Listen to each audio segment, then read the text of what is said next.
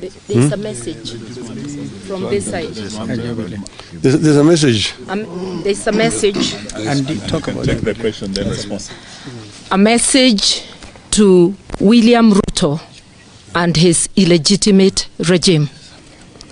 We are aware that you have unleashed Gachagua to plan evil for the leaders of the mountain region.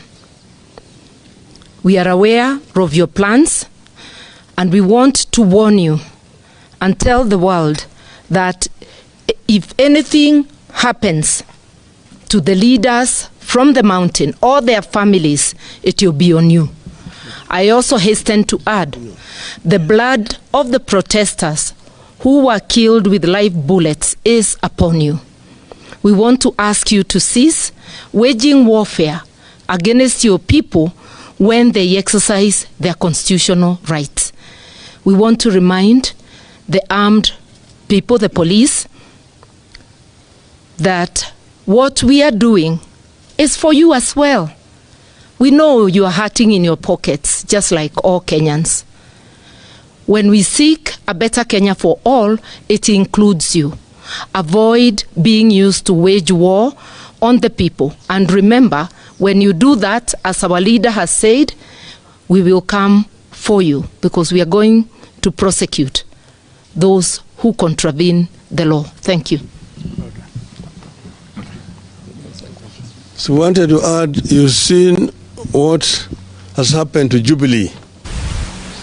The coup which has been orchestrated by Kenya Kwanza in Jubilee,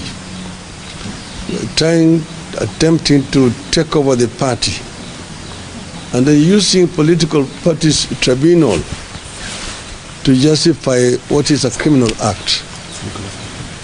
As all of you know, since the reintroduction of multi-party politics in our country, 1992, any member of parliament who defects from his political party that sponsored him in parliament must resign or lose his seat and face a by-election.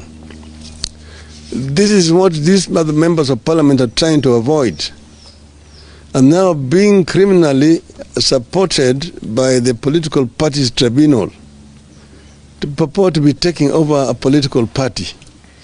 And this move is not only aimed at Jubilee, it is aimed actually at crippling Azimio. That's where it must be interpreted. And we really just also want to warn political parties tribunal. You are going to be together in the line of those people who are anti-people, who are trying to undermine the democratic gains which have been obtained by the people of Kenya at a great cost. We are watching. Thank you. And I want to show them the papers.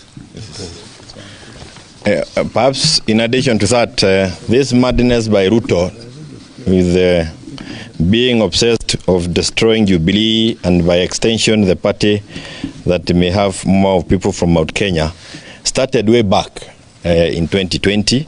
And what our leader has said about the business tribunal being cautious in what they do is spot on. With me here, I have the judgment that will be delivered today at 2:30 this afternoon, already signed.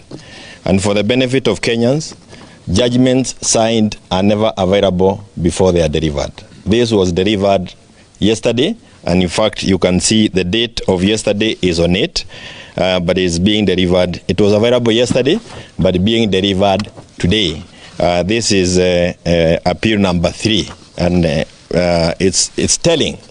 The fact that those who are pushing a coup within Jubilee had already a judgment in their favor with them yesterday. You don't need to be told more of what is happening there. We also were aware of the judgment that was delivered yesterday. The result was delivered to us by Akina Kanini Kega through their tweets over the weekend. So it is clear that within the system, they are the ones in charge of that process, and they are the ones pushing for the collapse of Jubilee as one of the parties that is targeted within Azimio fraternity, and it is a clear indication of their desire to kill multipartyism in this country. We have done a letter to the tribunal, which will be